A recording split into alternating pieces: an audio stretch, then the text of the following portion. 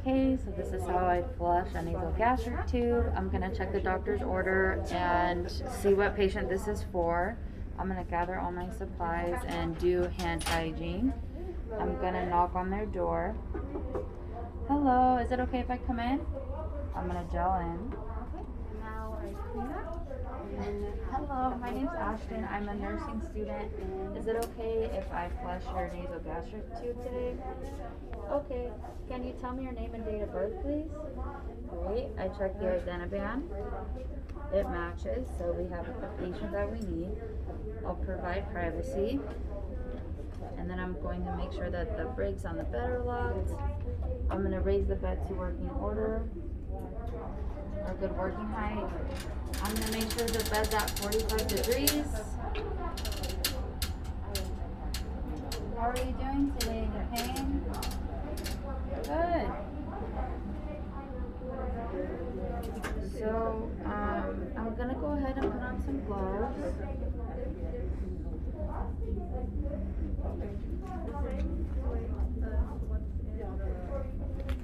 I'm just gonna take a listen to your lungs, okay?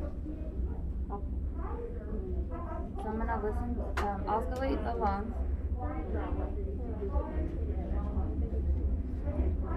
Breathe in and out through your mouth, okay?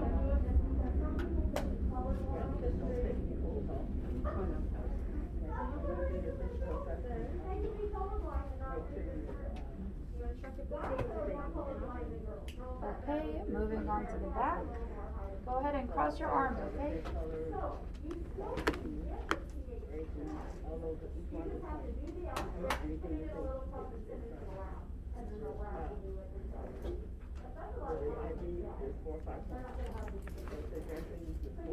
Okay, the lungs sound good. Now I'm gonna oscillate to the bowel sounds. Starting with the right lower quadrant, right upper quadrant, left upper quadrant, left lower quadrant. I'm making sure that I heard bowel sounds in each quadrant, which I did. I'm just gonna palpate around your stomach area. Tell me if you feel any pain. They do not. So from this point, I'm gonna go ahead and make sure that it's been at least an hour since their last medication or intermittent feeding, since the gastric pH was checked. I'm palpating for their forehead, checking to make sure they're not hot and getting their temperature. From this point, I'm ready to go ahead and measure the tube. So I have my measuring tape. I'm going to unclamp the tube from the ground.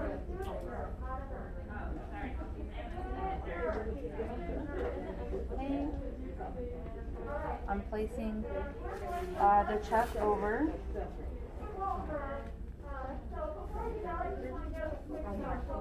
Okay, I'll go ahead and measure.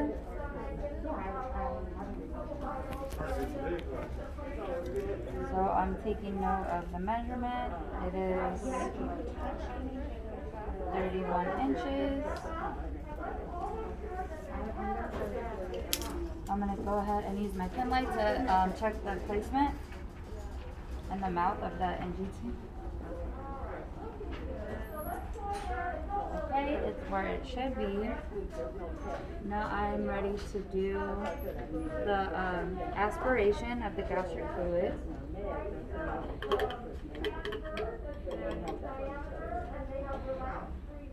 So from being clamped, I'm making sure to put this in.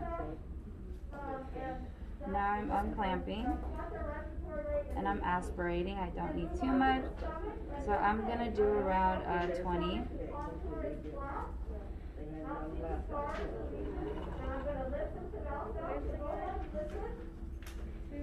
Go ahead and reclamp it. Remove.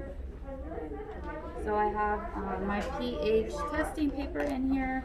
I'm just gonna put a tiny drop. I'm seeing that the pH is anywhere between 0 and 4. If it's under 5.5, that's what we're looking for. I'm measuring the as the residual to note how much I'm returning back into the tube. In this case, it's 19. I'm gonna go ahead and place it back here on the tube. And I'm going to unclamp it and return the residual. From this point, I can go ahead and remove the plunger. I will clamp, and then remove the plunger. The plunger is removed.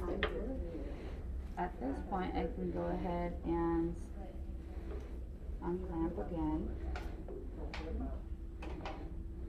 and pour about 30 mLs in here.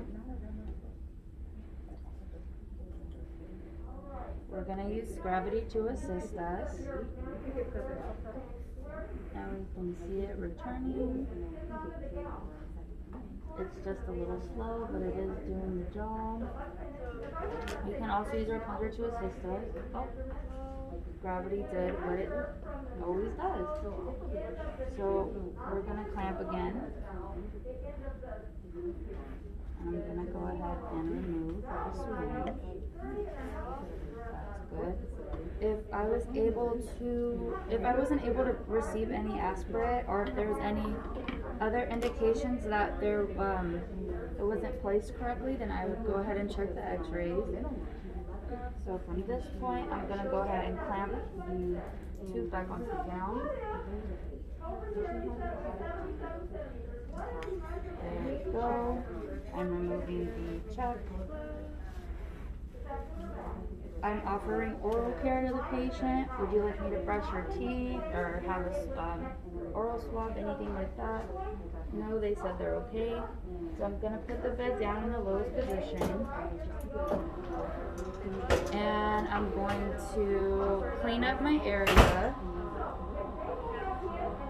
Make sure the brakes are still locked. Put the call light in reach. Make sure the patient doesn't need anything else. I'm going to be removing my gloves, doing my hand hygiene, and I'm ready to document, and that is it.